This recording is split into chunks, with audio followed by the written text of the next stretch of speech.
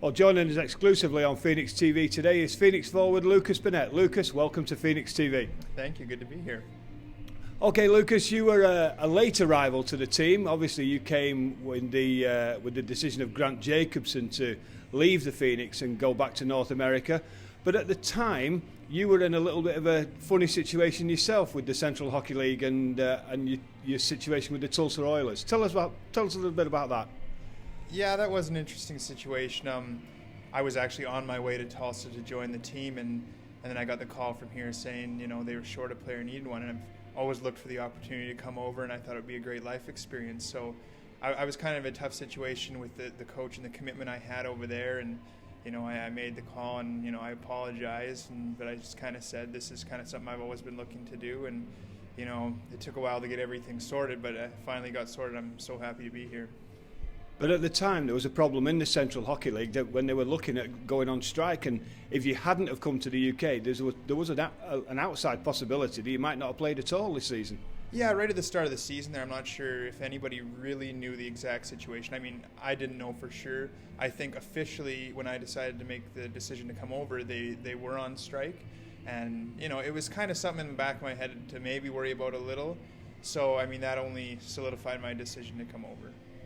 And ultimately you came to the UK, and you've come to an area of the UK where you've actually got strong family roots. Yeah, it's amazing how things work out, and only a half hour from here I've got some family who've come to watch me play, and I've gone over to visit, and it's been really great. My mom's side of the family is all from here, and my grandma used to live up close to Newcastle, so it's been really neat seeing where she grew up and everything. And of course your mum and dad came over before Christmas to see you play, and that gave them an excuse to catch up with family again. Yeah, that was a huge thrill for them to come over. My dad's never been over, so he's kind of looking at everything, and it's so neat, and everything's so old to him here, and it was a real thrill for him, and my mom's so happy to be back and explore a little bit, and hopefully they'll be able to get up again. I guess prior to this season, possibly you knew that you had relations in the UK, but was it always in the back of your mind that you might never meet these people, and then a quirk of fate and all of a sudden you've hooked up with them all? Yeah, I've other family members have met all of them, but I've been away playing hockey in Alaska and down in the States, and I've never had the chance to meet them, and I've always kind of felt like I've missed out a little bit, and like you said, fate has it. I come over here and I get to meet everyone, and it's been really neat, and they're all great people. And of course, with your mum and the family coming, you mentioned your grandma coming from Cheshire, it also gives you the opportunity now to apply for a British stamp on your passport, which would make life so much easier again for you if you want to come back to the UK again. Yeah, that's a huge bonus, and to get that done would be huge, and to be able to go all over Europe and pretty much do what I need to do with that. That's great. Now, you mentioned Alaska then, about playing in Alaska. You were up in the University of Alaska in Fairbanks. Tell us a little bit about life up in the frozen north. Well, in the winters it's cold, really cold. I mean, I've heard reports there from this winter that it's been minus 60 there. So so that part of it I don't miss, but I miss the people there. I absolutely loved it in Fairbanks. You'll never meet a greater group of people than the people hanging around there, and the summers are nice. They get warm, so it's not all frozen times in Fairbanks, Alaska. And what were you studying at the university up there? I got two majors. I got one major in psychology and another one in criminal justice. Right, that seems to be a common trend going through a number of players in the league this year. The people who've got majors in criminal justice. There's not a lot of problems over there with crime, is there? No, I don't think so. I just, for some reason, I think maybe hockey players are interested in criminal justice and that kind of thing. I'm not sure why. Maybe it's just our nature, but that's something that's always interested me. My dad was a police officer in the RCMP for 30 years, so that I think kind of led me along that path too. And is police work or criminal justice something that you think you might pursue outside of hockey, as and when that time comes?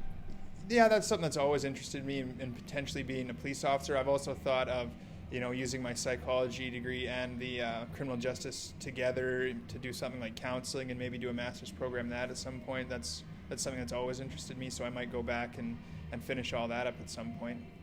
Back to Alaska and the University of Fairbanks? You never know. I mean, you can probably do it. There's a number of programs back home in Canada too, so that's something I will have to decide later. And you could do that kind of thing by correspondence too. So really, you can do it anywhere. Nice one. Now, the other thing about Alaska, of course, is Alaska's now a very, very popular holiday destination. Did you spend much time there actually in the summer when, as you mentioned, when they do have good summers? Yeah, I spent a lot of time there in the summer. Actually, I spent way more time in Alaska than I did coming home. I probably only spent, a couple weeks every summer at home. And I try to take advantage of the summers up there. It's light out all the time. You can start a golf game at 10 o'clock at night and finish your round and it's still light out, which is kind of wild. I like telling that story. And they have a baseball game called the Midnight Sun game where they don't use any lights and they start the game at midnight, and it's just a whole different experience, and it's a neat thing to experience if you get the chance to go up there in the summer. It's definitely worth your time. And did you get a chance to do any whale watching and things like that with the wildlife? Because there's a massive abundance of it up there. Yeah, I didn't get the chance to go whale watching, but if you're looking for animals, we have moose wandering around campus all the time. So you could walk out your front door, out of your dorm room, and see a moose right beside you. You kind of turn back quickly and go back in the house real quick because it's kind of scary to see a huge moose standing there. But it's a whole neat experience. It's a whole different thing.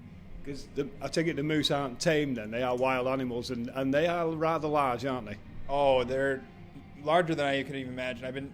I'd never seen a moose before I went up there, but I always kind of had a mental picture of these being pretty big, just over my head. But some of these things are, on top of garages with their heads and 10 feet high. It's absolutely insane how big they are. One of those animals that you definitely don't want to run into in the dark. No, you don't. You don't. You don't want to see them at all, really. On the roads, they crumple cars, and they're absolutely massive. Getting back to the hockey side of things now, Lucas, obviously you've come into Manchester, you've come into a country where you've got family and everything, but how are you enjoying the hockey in the Elite League and obviously being part of the Manchester Phoenix team? Oh, I'm so happy to be here, and I'm so happy to be part of this organization. Everyone's been so great to me, and the guys on the team are some of the best I've ever been with, and I can't say enough good things about being here. And of course, you knew a couple of people on the team. You knew Josh Garber, and of course, you knew David Alexander Beauregard as well. He was a big influence in you coming. Yeah, David really helped me out getting over here. He filled me in on everything, and he's a great guy. And as soon as David told me all about here, and he's a guy you can trust, and when he has something good to say about a place, it's great, and everything he said has lived up to the expectations. Well, that's good to hear. And we must drop David that $5 that we owe him for talking the place up. But one thing you brought to the team is a really hard-working, solid work ethic, and that's paramount in the game of hockey, isn't it? Yeah, I think so. I think there's so many things you can do in a hockey game to make an impact, and those things don't always show up on the score sheet. But if you can block a shot here, or get a puck deep when instead it could be going the other way, those things are little things that help to change a game. And if you can do those more often than not, you're gonna get the wins just by doing little things. Now, of course, the Phoenix we're currently lying 5th in the league table, and we've got some big games coming up. We've also got some big games coming up in cup competitions, and they're a lot shorter haul than things like the playoffs back in North America. How important is it for the team to be able to switch from league mentality to a short competition mentality? It's important. You got to try and approach every game the same way with 100% intensity. Obviously for a big cup game, you're going to be just a little bit more revved up. It's just something natural that happens. If our team plays 60 minutes and works as hard as we can, there's no reason that we can't beat anybody in this league. We've shown at times that we're just as good as anyone, and as long as we put it all together for 60 minutes, there's no reason we can't do well. You mentioned getting revved up for a cup game. What does Lucas Burnett do to rev himself up? Anything? Do you have any special routines or anything that you do before a particularly big game? I don't know if there's anything different I do. I kind of pace around the apartment a lot before the game, that kind of stuff. But I think that's just getting anxious more than anything for the game, and I look forward to those big games. I think they're going to be exciting and well battled contests, and it's going to be good. Well, that's excellent, and as we said, the Phoenix have got a number of big games coming up, none more so than this evening's game against Coventry. It's the first time Coventry have been to Manchester this season. They are the defending champions, and we've had a couple of very close games with them down in Skydome. So the question is, can Phoenix do it tonight? Like I said, it's all about how you approach the game, and if we play 60 minutes, there's no reason we won't have the result we want at the end.